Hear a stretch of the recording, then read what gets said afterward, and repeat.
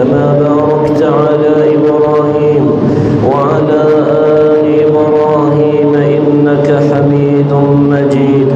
يا أيها الذين آمنوا اتقوا الله حق تقاته ولا تموتن إلا وأنتم مسلمون. يا أيها الناس اتقوا ربكم الذي خلقكم من نفس واحدة وخلق منها زوجها وبث منهما رجالا كثيرا ونساء واتقوا الله الذي تساءلون به والأرحام إن الله كان عليكم رقيبا. يا أيها الذين آمنوا اتقوا الله وقولوا قولا سديدا يصلح لكم أعمالكم ويغفر لكم ذنوبكم ومن يطع الله ورسوله فقد فاز فوزا عظيما. أما بعد أعوذ بالله من الشيطان الرجيم. وقال الحق سبحانه وتعالى بسم الله الرحمن الرحيم رضي الله عنهم ورضوا عنه. لائق تکریم سامعین مکرم، اللہ ذوالجلال ہم سب کے خالق و مالک ہیں. محمد الرسول اللہ صلی اللہ علیہ وسلم ہمارے آخری پیغمبر ہیں.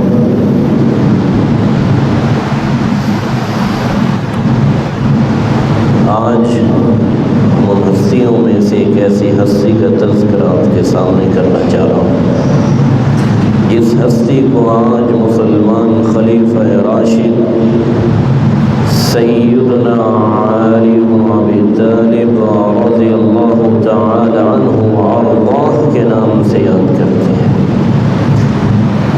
یہ جلیل القدر صحابی ابو الحسن علی بن ابی طالب الہاشمی القرشی رسول اللہ صلی اللہ علیہ وآلہ وسلم کے چچیرے بھائی تھے، اور آپ صلی اللہ علیہ وآلہ وسلم کے یہ پیارے صحابی، کہنے والوں نے تو یوں بھی کہا ہے کہ ابھی 8 سال عمر تھی جبکہ ابن حجر رحمۃ اللہ علیہ 10 سال کی بات کرتے ہیں. جب ان کی عمر اتنی ہوئی 8 سے 10 سال، اس 8 سے 10 سالہ بچے نے بات وہ کی ہے جو آج 80 سالہ میں نہیں کرتے. فرمایا علی جاؤ اپنے ابا سے مشورہ کرو کہ میں مسلمان ہو جاؤں. یہ بچوں میں سے سب سے پہلے بچوں مسلمان ہونے والے صحابی سیدنا حضرت علی رضی اللہ تعالیٰ عنہ کو شرف حاصل ہوا. آپ صلی اللہ علیہ وسلم کے اس حکم کی روشنی میں سیدنا علی رضی اللہ تعالی عنہ انہوں نے جواب کیا دیا؟ ان ربی لم یستشر ابی حین خلقنی. اللہ کے پیارے پیغمبر، جب میرے رب نے مجھے پیدا کیا تھا تو میرے ابا سے مشورہ کر کے تو پیدا نہیں کیا. اب ان کی طرف سے جو آنے والا دین ہے اس کو قبول کرنے کے لیے ابا کے مشورے کی ضرورت نہیں. آج کون کہتا ہے؟ آج جب بڑی سی بڑی نیکی کی بات ہو کہتے ہیں اچھا ابا سے بات کروں، پوچھوں گا اس میں بھی کوئی بڑوں کا رول ہے کہ نہیں ہے. میرا اور آپ کا بڑا ہے کون؟ محمد رسول اللہ صلی اللہ علیہ وسلم ہے. اور یاد رکھیے گا اپنے اس بھائی کی بات کو، حق کی ایک ہی پہچان ہے، حق ہمیشہ رب کی طرف بلاتا ہے، باطل ہمیشہ ذاتوں کی طرف بلاتا ہے. ذلك بأن الله هو الحق وأن ما يدعون من دونه هو الباطل. حق اللہ کی ذات ہے، پھر انبیاء علیہ السلام کے نفوس قدسیہ ہیں۔ حق ہمیشہ اللہ کی دعوت ہے۔ جو شخص اللہ کو چھوڑ کر کہے کہ میری بات مانو، سمجھ لیجئے گا یہ دعوت حق نہیں ہے۔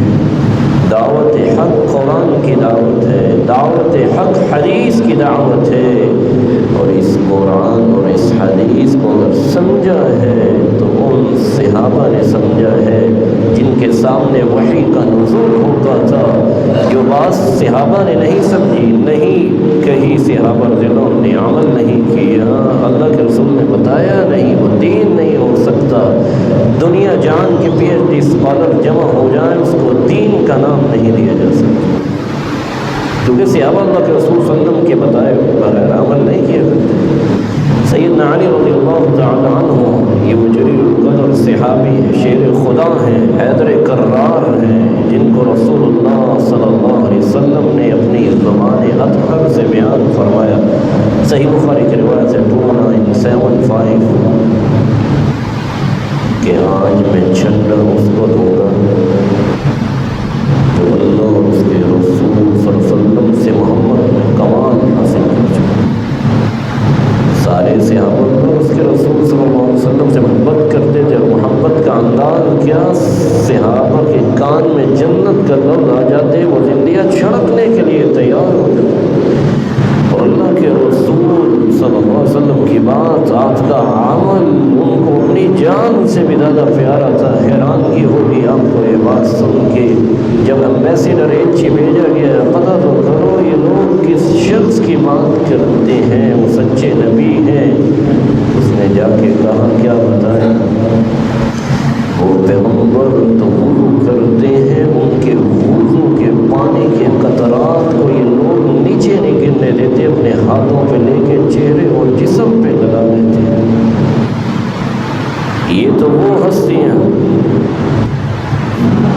آپ صلی اللہ علیہ وآلہ وسلم نے پھر وہ جھنڈا تھمایا تو کس کو، حیدر کرار اور سیدنا علی بن ابی طالب رضی اللہ تعالی عنہ وارضاہ، سیدنا علی رضی اللہ تعالی عنہ کو جھنڈا دیا، شیر خدا۔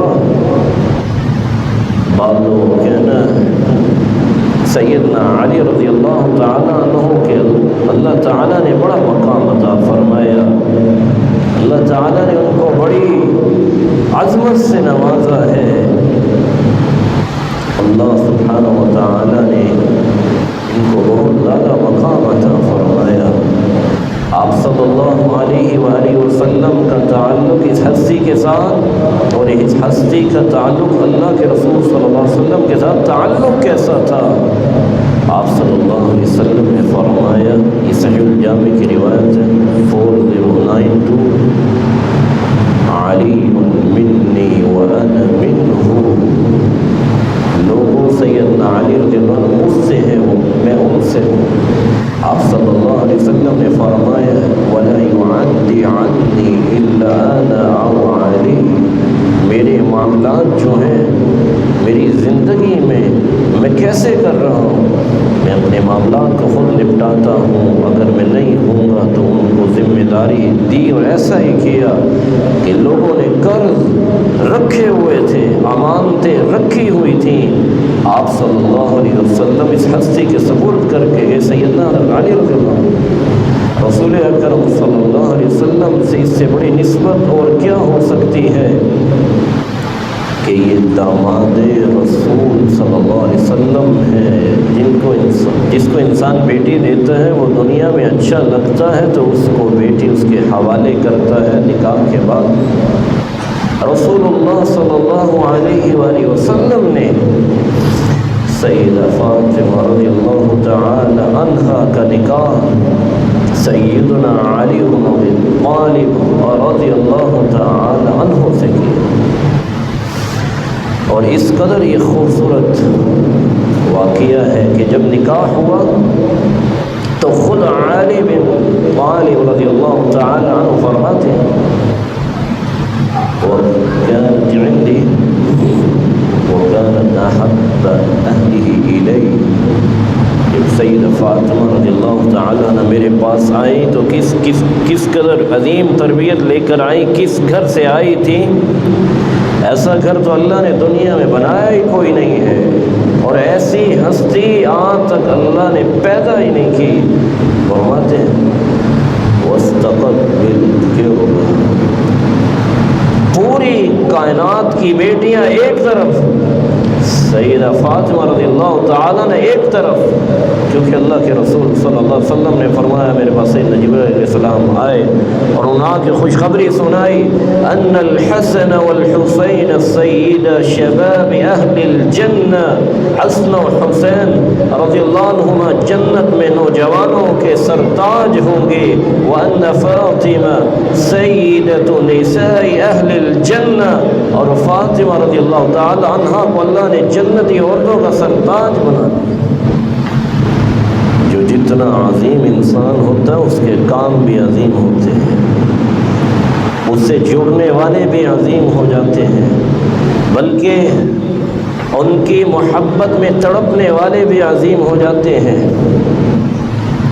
سیدنا علی رضی اللہ تعالیٰ عنہ فرماتے ہیں جب سیدہ فاطمہ رضی اللہ تعالیٰ عنہ آئی تو مشکیزہ پانی کا بھر کے خود لاتی، اٹھا کے لاتی، حتی اثرت بنہرہا، مشکیزہ اٹھانے سے نشان بن گئے. فجرت بالراحہ، آٹا بنانے کے لیے چکی خود چلاتی، حتی اثرت بیدہا، ہاتھوں پہ بھی نشان پڑ جاتا. وکمت البیت، گھر میں جھاڑو خود دیا کرتی، حتی تضر ثیابہا، کپڑے گردآلود ہو جاتے. واوقدت القدر حتی دکنت ثیابہا، نہ بجلی تھی اس وقت، نہ گیس تھی میرے بھائیوں، نہ ہی اوون سسٹم تھے، کھانا بھی ہنڈیاں بھی خود پکاتی. آج گھروں میں طلاقیں ہوتی ہیں اور گھر اجڑتے ہیں تو کس بات پر؟ لاڑ سے پالتے ہوئے سمجھتے ہیں کہ میری بیٹی جیسی تو دنیا میں کوئی جیسی بیٹی ہے ہی نہیں، لیکن ظلم اس پیاری بیٹی کے ساتھ کیسے ماں اور باپ کرتے ہیں، اس کو زندگی گزارنے کا کوئی ڈھنگ سکھایا ہی نہیں، اور اس کو یہ نہیں پتا کہ میں نے خامن کے لیے کھانا پکانا ہے، میں نے اس کے امور کی ذمہ داری سنبھالنی ہے. جواب کیا ملتا ہے؟ اچھا یہ خدمتوں کے لیے. کروڑوں بیٹیاں سیدہ فاطمہ رضی اللہ تعالی عنہا پہ قربان ہوں. میں اس ہستی کی بات کر رہا ہوں جس جیسی بیٹی روئے زمین پر نہیں تھی. رسول اکرم صلی اللہ علیہ وسلم کی چاروں بیٹیاں جیسی کوئی بیٹیاں ہو سکتی،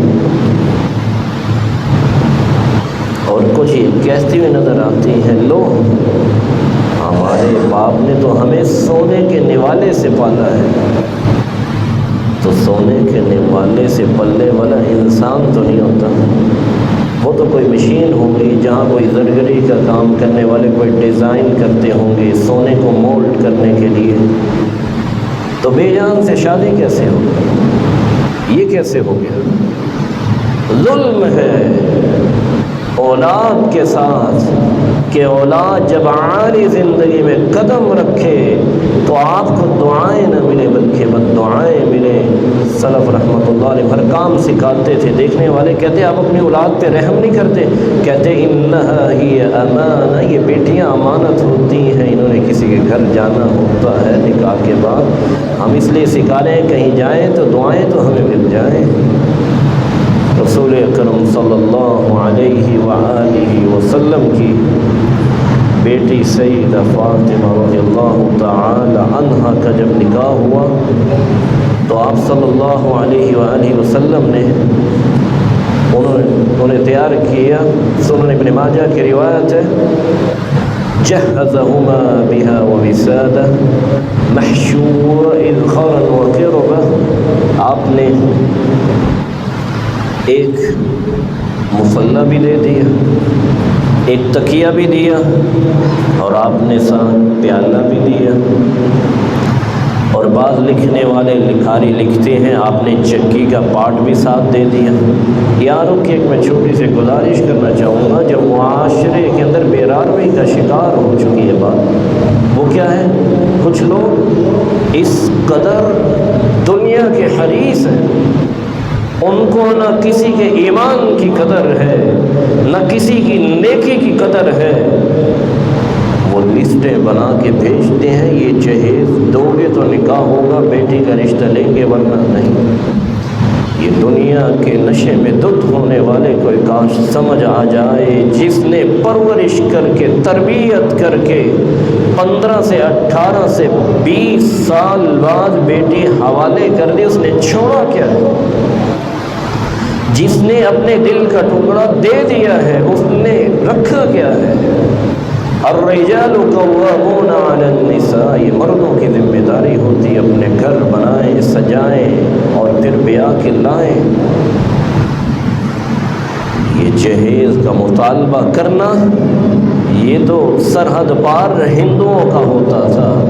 آپ انسائکلوپیڈیا اٹھا کے دیکھیے، وہ چونکہ وراثت نہیں دیتے تھے، وہ کہتے تھے بس شادی کے وقت 2-4 چیزیں دے دی جو دے کے فارغ ہو جاؤ۔ اسلام کہتے ہیں نہیں، اسلام کہتے ہیں وراثت مرد کو بھی ملے گی تو عورت کو بھی ملے گی، اور ساری زندگی اپنے والدین جو ہے وہ اپنے اولادوں کو دیتے رہتے ہیں۔ یہ اسلام کا تو یہ کلچر ہے خوبصورت۔ اور کچھ لوگ کیا کرتے ہیں؟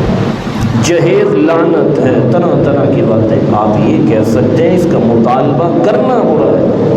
اگر کوئی باپ اپنی بیٹی کو دینا چاہتا ہے، آپ کون ہیں روکنے والے؟ نہ آپ نے مطالبہ کیا ہے، نہ وہ اس لیے دے رہے ہیں کہ ہم نے وراثت سے محروم کرنا ہے۔ اگر کوئی باپ اپنی بیٹی کو جہیز دیتا ہے، آپ کون ہیں روکنے والے؟ یہ کہیں میں آگ لگا دوں گا، یہ سامان میرے گھر میں آئے گا، کیوں؟ سیدنا علی رضی اللہ تعالی عنہ کو اللہ کے رسول نے چیزیں نہیں دی؟ دین میانہ روی کا درس دیتا ہے، مت اپنے جذبات کو دین کہیے، آپ کو پسند نہیں ہے تو آپ نہ دیں، لیکن اس نے اپنے باپ سے لی ہے، آپ سے تو نہیں لیا۔ اور سچی بات یہ ہے کہ اگر علم پڑا ہو تو انسان اس طرح کے الفاظ نہیں بولتا۔ لعنت کا مطلب یہ ہوتا ہے تب والعیاذ برحمت اللہ، جا رہے تو ایک سواری نہیں چل رہی، ایک صحابی نے، ایک شخص نے کیا کہا؟ اللہ کے رسول سے پیچھے نہ رہ جائے اس خوف سے، سواری پہ لعنت بھیجی، فرمایا اس کو پیچھے لے جاؤ، انزل عنہ فلا تصحبنا بملعون، لعنت والی چیز میرے ساتھ نہیں جا سکتی۔ لا يكون اللعان شهداء ولا شفاء يوم القیامہ، لعنت کرنے والا سفارشی نہیں بنے۔ الفاظ کو تول کے بولو، ان دونوں رویوں کو سمجھیے۔ مطالبہ کرنا ٹھیک نہیں، لیکن یہی وجہ ہے آج اس وطن عزیز کے اندر جو سروے رپورٹ سامنے آتی ہے، 1 کروڑ سے زائد بچیاں صرف اس لیے بیچاری بیٹھی ہیں کہ ان کے والدین کے بعد جہیز کا سامان نہیں ہے۔ اور معاشرے میں رہنے والے کتنے ظالم ہیں، وہ مال سے پیار کرنے والے ہیں، وہ انسانیت اور ایمان اور اسلام سے پیار کرنے والے نہیں، الا ماشاءاللہ۔ اور لکھنے والا تو لکھتا ہے کہ 60 لاکھ تو بچیاں ایسی ہیں جن کی تو عمر بھی گزر چکی ہے، اب ان کے ہاتھوں کو رنگا جائے، کس وجہ سے؟ ان کے پاس جہیز نہیں ہے۔ کاش مالداروں کو بھی اللہ ہدایت دے، وہ ہر وقت اپنے من کو دیکھتے ہیں۔ کاش عمر بن عبد العزیز رحمۃ اللہ علیہ کا وہ منہج ان کو یاد آ جائے، جب ان کے زمانے میں مال اکٹھا ہوا زکوٰۃ کا، فرمایا فقیروں کو دو، ختم ہو گئے فقیر، کہا مسکینوں کو دو، کہا ختم ہو گئے مسکین، سب کو دے دیا، کہا بازاروں میں نکل کے اعلان کرو کسی کا قرض ہے تو ہم ادا کر دیں، کہا کسی کا قرض نہیں رہا، کہا اعلان کرو کسی کی شادی ہونے والی ہے تو اس کی شادی کر دیں، لوگوں کی شادیاں کی گئیں، کہاں اب کیا کریں، مال تو پھر بچ گیا ہے۔ آج 36 ٹیکس دینے والا زکوٰۃ نہیں دیتا، ٹیکس بڑے آرام سے دیتا ہے، اور اسلام کا نظام اتنا پیارا ہے، سوائے زکوٰۃ کے اور نظام ہی کوئی نہیں تھا۔ 10 سال اللہ کے رسول صلی اللہ علیہ وسلم نے مدینے میں گزارے ہیں، 2 سال سیدنا ابوبکر صدیق رضی اللہ تعالی عنہ نے خلافت کی ہے، 10 سال کے خلافت سیدنا حضرت عمر رضی اللہ عنہ کی ہے، اور 12 سال کے لگ بھگ سیدنا عثمان غنی رضی اللہ عنہ، 4 سال سے زائد حضرت علی رضی اللہ عنہ، اور 6 ماہ سیدنا حضرت حسن رضی اللہ عنہ نے سنبھالی خلافت، اور 19 سال 20 سال کے قریب سیدنا امیر معاویہ رضی اللہ عنہ آئے. چلتے چلتے عمر بن عبد العزیز رحمۃ اللہ علیہ کے دور تک صرف مسلمانوں سے زکوٰۃ لی جاتی تھی اور مال اتنا بچا ہوا تھا. آرڈر جاری کیا اناج خریدو، باقی مال بیت المال میں جمع کروا دو، پہاڑوں کی چوٹیوں میں بھی اناج کو بکھیر دو. عمر بن عبد العزیز رحمۃ اللہ علیہ پسند نہیں کرتا یہاں سے کوئی پرندہ بھی فلائنگ کرتا ہو گزرے، بھوکا گزرے اترے تو وہ یہاں سے کچھ کھا کے جائے. ہم تو دانہ کھینچنے اور محروم کرنے کی کوشش میں لگے ہوئے ہیں سارے. یہ اسلامی دور ہے، یہ وہ اسلامی ریاست مدینہ. وہ ایک بات میں نے آپ کے سامنے رکھی ہے جو کسی کو یاد نہیں، صرف زکوٰۃ ہی تھی. رسول اکرم صلی اللہ علیہ وآلہ وسلم کی بیٹی سیدہ فاطمہ رضی اللہ تعالی عنہا کی بات کر رہے تھے کہ اگر کوئی باپ اپنی بیٹی کو جہیز دینا چاہتا ہے ہم روک نہیں سکتے. اب ایک نیا ٹرینڈ، نیا طریقہ، کہتے ہیں جی ہم نے مسجد سے ہی بیٹی کو بھیجنا ہے، ہال بک نہیں کروائیں. تو کس نے کہا آپ ہال بک کروائیں؟ نہیں، مسجد سے ہی جائے گی.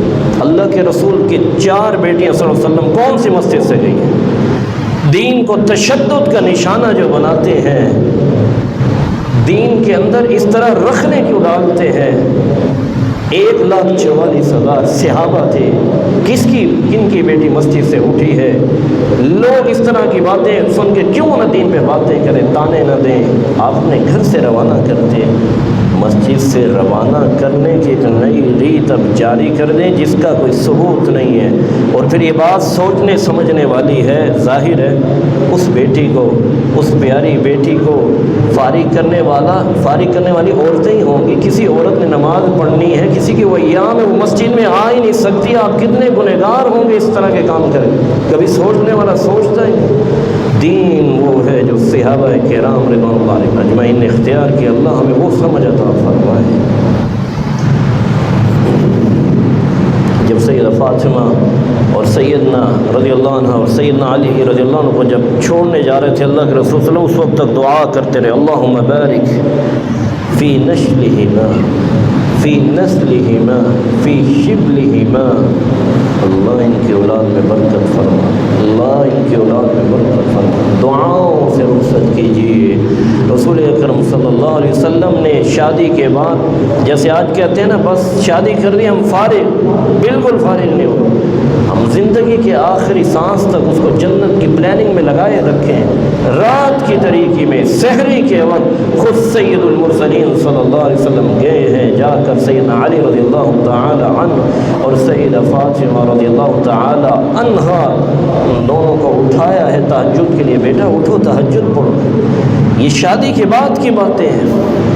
یہ ذمہ داری ختم نہیں ہو جاتی بس میں نے فارغ کر دی اب جو چاہیں کریں، بس جی اب تو شادی ہوگی اب میرا کیا کہنا مانیں. آپ منوانا ہی نہیں چاہتے، اب فارغ کر چکے ہیں، کیسے مانیں. ایک اور عمدہ بات جو حدیث میں موجود ہے، صحیح بخاری کی روایت ہے 441، صحیح مسلم کی روایت ہے 2409. انسان ہے، بیٹھے بیٹھے کوئی بات ہوئی تو رویے ایسے ہی ہونے چاہیے. لڑائی نہیں ہوئی. سیدنا علی رضی اللہ تعالی آرام سے اٹھے اور مسجد چلے گئے. سرتاج رسول گھر تشریف لائے صلی اللہ علیہ وسلم. بیٹا آئین ابن عمک، آپ کے چچے زاد کہاں ہیں؟ کہنے لگے مسجد میں چلے گئے. کانت بینی و بینہ شیء، بس کوئی بات ہوئی ہے وہ مسجد چلے گئے. فرمایا ٹھیک. آپ صلی اللہ علیہ وسلم جب مسجد گئے دیکھا کہ سیدنا علی رضی اللہ تعالیٰ عنہ سوئے ہوئے ہیں اور کپڑا ہٹا ہوا ہے تو جسم پہ کچھ مٹی لگی ہوئی ہے. آپ صلی اللہ علیہ وسلم نے کیا فرمایا؟ قم ابا تراب، قم ابا تراب، اے مٹی والے اٹھو. تو جلدی سے سیدنا علی رضی اللہ تعالیٰ عنہ اٹھے اور کہنے لگے اللہ کے رسول جب تک میری زندگی ہے آپ کو میری طرف سے کوئی شکایت نہیں ملے. سید المرسلین زمین پر بیٹھے صلی اللہ علیہ وسلم اور اپنے مبارک ہاتھ سے مٹی صاف کر رہے ہیں. وہ داماد ہیں، یہ سسر ہے۔ کبھی اس طرح کے بھی حدیثیں پڑھ لینی چاہیے کہ داماد سے سسر کا رویہ کیسا ہونا چاہیے اور سسر سے داماد کا رویہ کیسا ہونا چاہیے۔ اگر ہوتا یہ سلسلہ کہیں پاکستان میں تو کیا خیال ہے میرے بھائی؟ یہ مسجد کا دروازہ نہیں ہے، یہ مسجد میں لوگوں نے کہنا تھا یہ نمازی جھگڑ رہے ہیں، بے نمازی آ کے ان کو چھڑواؤ۔ کیوں؟ تمہیں جرأت کیسے ہوئی میری بیٹی سے بات کرنے کی؟ رویے درست ہوں گے تو صحابہ کی زندگیوں کو سامنے رکھ کر اللہ ذوالجلال ہمیں ایسی باتیں سمجھنے کی توفیق عطا فرمائے۔ رسول اللہ صلی اللہ علیہ وسلم نے کتنی بڑی بات فرما دی۔ فرمایا لوگوں، عاد اللہ من عاد علیا، سلسلہ صحیحہ کی روایت ہے 750، جس نے سیدنا علی رضی اللہ تعالیٰ سے دشمنی کی، اللہ اس سے دشمنی، جو علی سے دشمنی کرے گا رضی اللہ عنہ، سمجھ لے اس نے ایسا کام کیا ہے اللہ بھی اس سے پسند نہیں کرتا۔ بلکہ رسول مقبول صلی اللہ علیہ وآلہ وسلم نے تو یہاں تک فرما دیا، من آذى علیا فقد آذانی، صحیح ابن حبان کی روایت ہے 6923، لوگوں جس نے سیدنا حضرت علی رضی اللہ عنہ شیر خدا کو تکلیف دی، سمجھ لو اس نے محمد مصطفیٰ صلی اللہ علیہ وسلم کو تکلیف دی۔ اتنے جلیل القدر یہ صحابی ہیں جنہوں نے بچوں میں سب سے پہلے اسلام کو قبول کیا، اور ساتھ صحیح مسلم کی روایت ہے 131، رسول مقبول صلی اللہ علیہ وآلہ وسلم کے صحابی فرماتے ہیں، خود سیدنا حضرت علی رضی اللہ تعالیٰ نے اس حدیث کے راوی ہیں کہ اللہ کے رسول صلی اللہ علیہ وسلم نے فرمایا تھا میرے بارے میں، لا يحبني الا مؤمن ولا يبغضني الا منافق۔ میں وہ بات کر رہا ہوں جو اللہ کے رسول صلی اللہ علیہ وسلم سے میں نے سنی، سیدنا علی رضی اللہ عنہ فرما رہے ہیں میرے ساتھ محبت کرے گا وہی جو سچا مومن ہوگا، اور میرے ساتھ نفرت کرے گا وہی جو منافق ہوگا۔ نفاق، سیدنا علی رضی اللہ تعالیٰ عنہ سے نفرت نفاق ہے، اور ان سے محبت ایمان ہے۔ رسول اکرم صلی اللہ علیہ وآلہ وسلم نے خود فرمایا، سلسلہ صحیحہ کی روایت ہے 1743، لا یبغضک الا منافق لا یحبک الا مؤمن۔ اے علی رضی اللہ عنہ، آپ سے محبت کرنے والا پکا مومن ہوگا، اور آپ سے نفرت کرنے والا منافق ہوگا۔ ایوب السختیانی رحمۃ اللہ علیہ بیان کرتے ہیں، من احب ابا بکر فقد اقام الدین، جس نے سیدنا ابوبکر صدیق رضی اللہ تعالیٰ عنہ سے محبت کی اس نے پورے دین کو قائم کر لیا۔ ومن احب عمر فقد اوضح السبیل، جس نے سیدنا عمر رضی اللہ تعالیٰ عنہ سے محبت کی اس نے اپنا کامیابی کا راستہ روشن کر لیا۔ ومن احب عثمان فقد استضاء بنور اللہ، جس نے سیدنا عثمان غنی رضی اللہ تعالیٰ عنہ سے محبت کی وہ اللہ کی دی روشنی سے اپنے آپ کو اس نے منور کر لیا۔ ومن احب علیا، جس نے سیدنا حضرت علی المرتضی رضی اللہ عنہ سے محبت کی، فقد اخذ بالعروۃ الوثقی، اس نے مضبوط کڑے کو تھام لیا۔ ومن قال الحسنى في اصحاب محمد فقد برئ من النفاق، جس نے صحابہ کے بارے میں اچھی بات کی وہ نفاق سے بری ہو گیا۔ اور ساتھ ہی اللہ کے رسول صلی اللہ علیہ وسلم نے دوسرے بات میں فرمایا، من سب اصحابی فعلیہ لعنت اللہ والملائکہ والناس اجمعین، جس نے میرے صحابہ کو برا کہا اس پہ اللہ کی لعنت ہے، کھربوں فرشتوں کی بھی لعنت ہے، پوری انسانیت کی لعنت ہے۔ آپ صلی اللہ علیہ وآلہ وسلم نے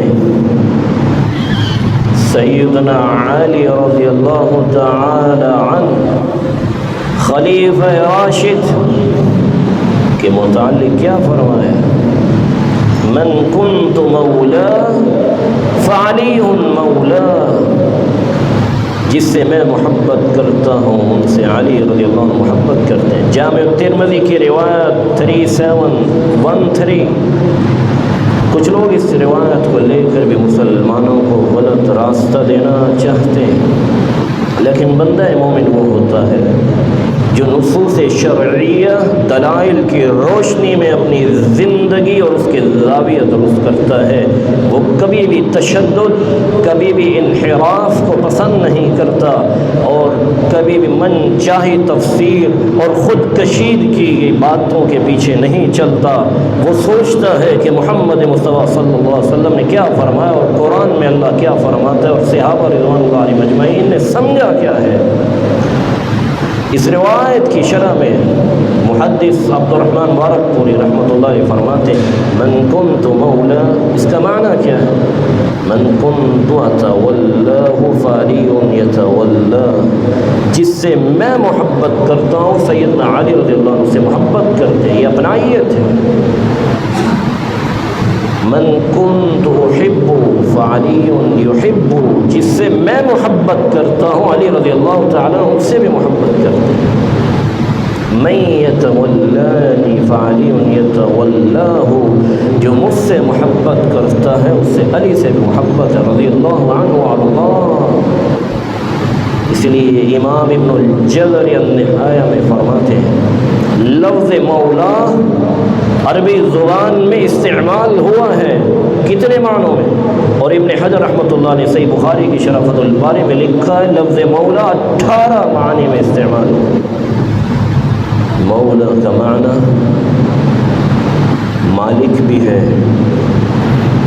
مولا کا معنی سید بھی ہے، مولا کا معنی رب بھی ہے، مولا کا معنی منعم بھی ہے، نعمتیں دینے والا، مولا کا معنی معطی عادات کرنے والا بھی ہے، مولا کا معنی الناصر مددگار بھی ہے، مولا کا معنی المحب محبت کرنے والا بھی ہے، مولا کا معنی التابع تابعداری کرنے والا بھی ہے، مولا کا معنی الجار پڑوسی بھی ہے، مولا کا معنی ابن العم چچیرا بھائی، چچا ذات کو بھی مولا کہتے ہیں، مولا کا معنی الحلیم بھی ہے کہ اس نے اس کے ساتھ اتفاق کر لیا، مولا کا معنی العقیب بھی ہے، اس نے گہرا تعلق بنا لیا، مولا کا معنی سحر بھی ہے جس کو آج سسر بھی کہتے ہیں، والعبد اور مولا کا معنی غلام بھی ہے، المعتق مولا کا معنی جس کو آزاد کیا جائے، والمنعم علیہ جس پر احسانات کیے جائیں اس کو بھی مولا کہتے ہیں۔ اس لیے مولا کا معنی لوگوں کو یہ بتانا کہ جس کا میں مولا ہوں اس کے سیدنا علی رضی اللہ عنہ مولا ہے، اس کا معنی کیا ہوگا؟ حدیث کی شروحات پڑھ کے دیکھیے، اس کا معنی یہ ہوگا جس سے میں محبت کرتا ہوں اس سے سیدنا علی رضی اللہ عنہ محبت کرتے ہیں، جو مجھ سے محبت کرتا ہے جس کا میں محبوب ہوں اس کا سیدنا حضرت علی رضی اللہ تعالیٰ عنہ بھی محبوب ہے۔ اور جس شخص کے ہاتھ پر کوئی اسلام قبول کرتا ہے ولاء الاسلام اس کو بھی مولا کہتے ہیں۔ اس لیے سیدنا علی رضی اللہ تعالیٰ عنہ نے اللہ کے رسول صلی اللہ علیہ وسلم کے ہاتھ پر اسلام قبول کیا مبارک پر، تو اللہ کے رسول صلی اللہ علیہ وسلم نے مولا کا لفظ استعمال کیا، اور یہ لفظ صرف رسول اللہ صلی اللہ علیہ وسلم نے سیدنا علی رضی اللہ تعالیٰ عنہ کے نہیں بولا، مسلمانوں کو یہ سمجھنا چاہیے۔ صحیح بخاری کی روایت ہے 4251، آپ صلی اللہ علیہ وسلم فرمایا علی سے رضی اللہ تعالیٰ عنہ انت منی وانا من، علی رضی اللہ عنہ آپ مجھ سے ہیں میں تم سے ہوں۔ اور جعفر رضی اللہ تعالیٰ عنہ سے فرمایا اشبہت خلقی و خلقی، جعفر رضی اللہ عنہ تیرے نقش و نگار بھی اللہ نے میرے جیسے بنائے اور تیرے اخلاق بھی میرے جیسے اللہ نے بنائے ہیں۔ اور زید رضی اللہ تعالی عنہ کو فرمایا انت اخونا و مولانا، زید رضی اللہ عنہ تم ہمارے صحابی بھی ہو اور مولا بھی ہو۔ یہاں کیا معنی کریں؟ تو یہ لفظ اللہ کے رسول صلی اللہ علیہ وسلم نے سیدنا زید رضی اللہ عنہ کے لیے بھی بولا ہے، رسول اکرم صلی اللہ علیہ وسلم نے تو یہاں تک فرما دیا تھا۔ علی رضی اللہ تعالیٰ عنہ خود فرماتے ہیں یہ روایت صحیح بخاری کی ہے 2905. ما رأيت النبي صلى الله عليه وسلم يفدي رجلا بعد سعد سمعته يقول ارم فداك أبي وأمي. اس حدیث کا ترجمہ کرنے سے پہلے ایک اصول سمجھیے. آج ہم جب محبت کا اظہار کرتے ہیں، خوشی کا اظہار کرتے ہیں، تو کیا کہتے ہیں؟ فداء ابی و امی، میرے ماں باپ محمد مصطفیٰ صلی اللہ علیہ وسلم پر قربان ہو جائیں.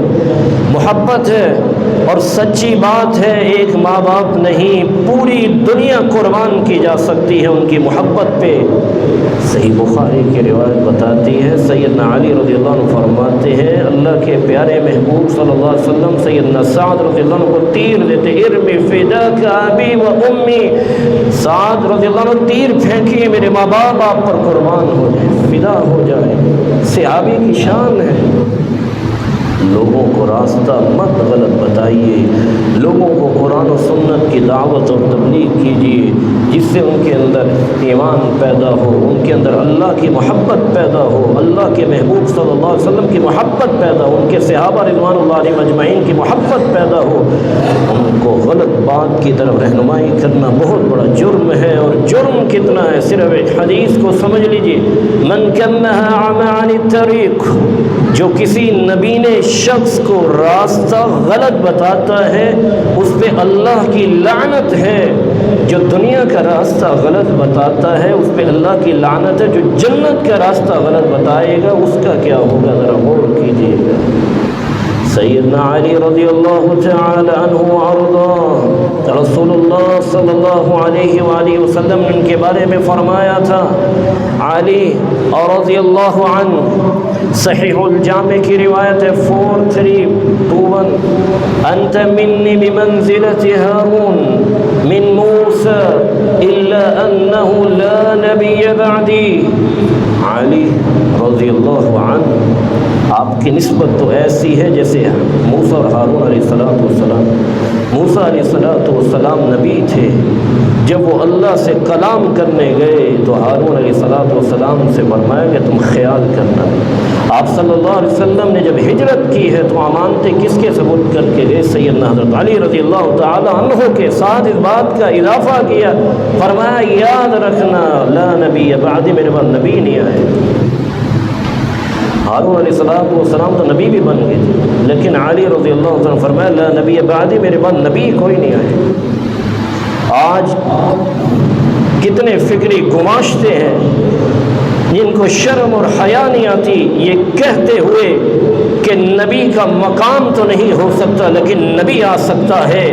علیہ من اللہ ما یستحق، جن لوگوں کی زبانیں یہ بولتی ہیں خاتم النبیین کے بعد کوئی نبی ہوگا، ان کو شرم اور حیا کرنی چاہیے کہ نسبت وہ اسلام کی طرف کرتے ہیں اور کہتے ہیں کہ اللہ کے رسول صلی اللہ علیہ وسلم کے بعد کوئی نبی آ سکتا ہے.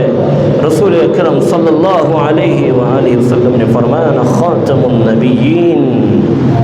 اور اللہ قبر میں پوچھے گا ماذا تقول فی هذا الرجل الذي بعث بكم، یہ دوسرا سوال ہوگا، بتاؤ اس ہستی کے بارے میں تمہارا کیا عقیدہ ہے؟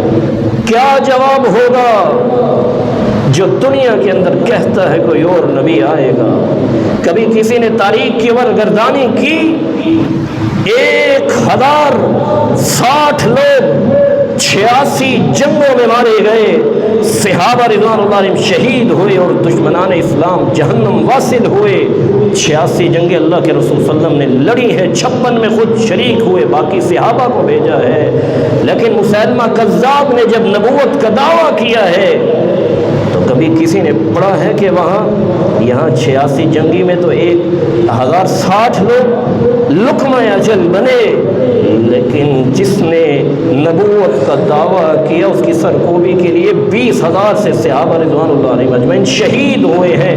اور شرم آنی چاہیے ان کو بھی جو قرآن و حدیث کی بات نہیں مانتے، کسی انسان کے پیچھے لگتے ہیں.